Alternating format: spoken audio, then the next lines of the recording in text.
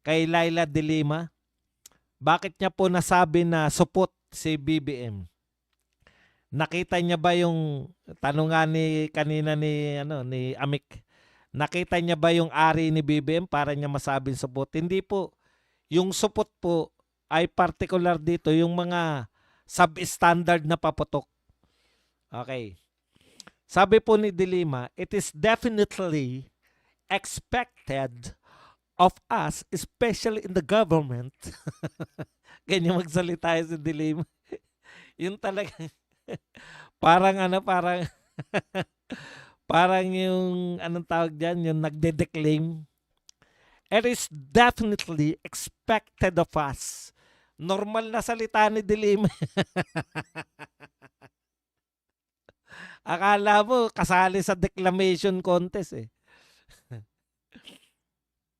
It is definitely expected of us, especially in the government, to take a stronger stance against corruption and to ensure that the big fish or big fishes in this massive corruption scandal do not go unpunished. A promise of this administration that has yet to be fulfilled. Ganyan po.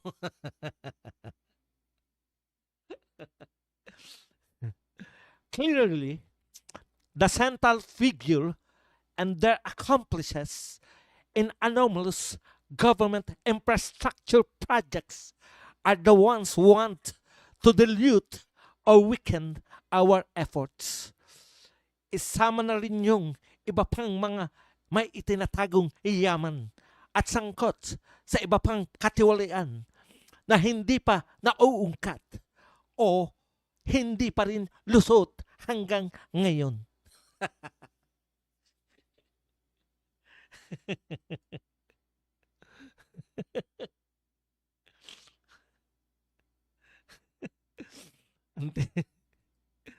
Tuloy, tuloy na. These are the same forces that aim to derail an investigation and confuse the public, distracting us from the real issues.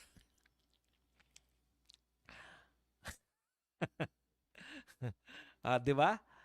So, sinabi ni De Lima, si BBM daw po ay para siyang ano, no?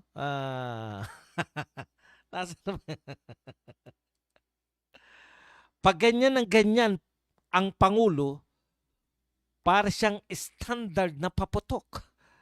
Nagpasabog, pero supot. Supot ka raw, Mr. President. Para ka raw substandard na rebentador na nagpasabog, pero supot.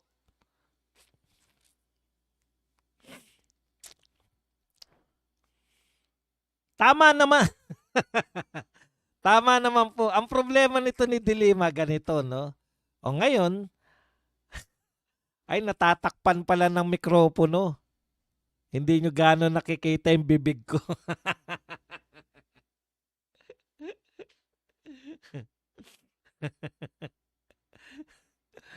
Ang problema ni De Lima ganito. Supot pala eh.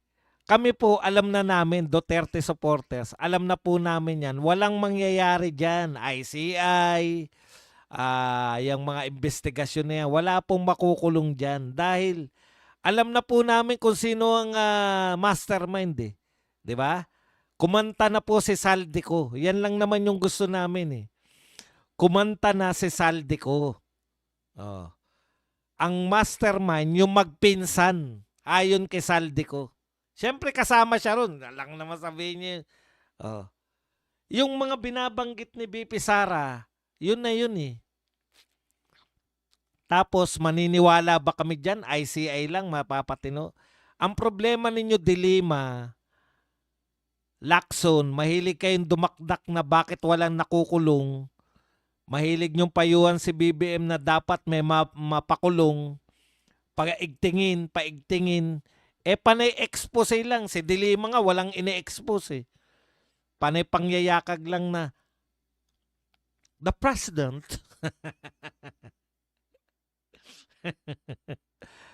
Alam nyo, sa totoo lang po, tama po yun, supot na paputok. No? Supot na paputok si BBM. Panay ingay pero walang putok. Ang point lang natin dito, alam na namin yan. Mag-aapat na taon na si BBM, ano ba bago dyan? Kayong mga dilawan ang peste sa lipunan kasi binibigyan ninyo ng pag-asa yung mga tao na magtiwala uli sa Pangulo. Lantad na ilang taon na. Maski yung mga Duterte, matagal na sinabi yan. Lahat ito palabas. Parang sarswela lang lahat. Palabas lang.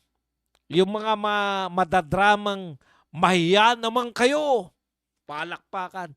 Yung mga unang pumalakpak, tignan nyo po, yan yung mga terador. 'Di ba? Ang pinakamalalakas pumalakpak, yan yung pinakamaraming nanenok.